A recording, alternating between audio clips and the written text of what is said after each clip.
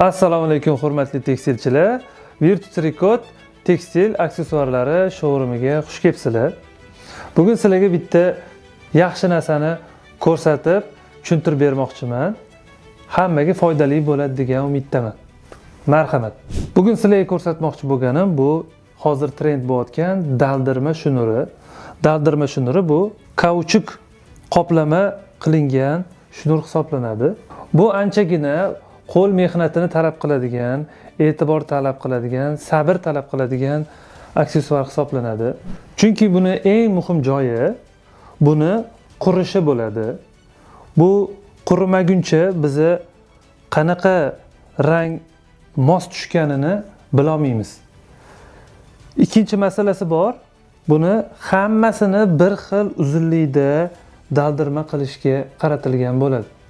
Bu ham oddiy ish emas, e'tibor qilib, sabr bilan qilinadigan ish. Xo'p, mana bu daldirma qilishdan oldin qaychida bunaqa kessa, uchi mana bunaqa bo'lib, katta bo'lib ketadi. Buni daldirma qilib bo'lmaydi. Shuning uchun har birini issiq rezkada bitta kesib, mana shu uchlardagi chiqib qolgan mayda tolalarni issiq dazmolda tekislab, oldin daldirma qilishga har bir shnur alohida tayyorlab olinadi. Bu degani ancha-muncha vaqt ketib qoladi.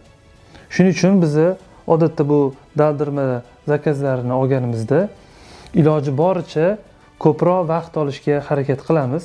Tushunamiz, hozir hammaga tez kerak, lekin aynan daldirma tez qiladigan ish emas.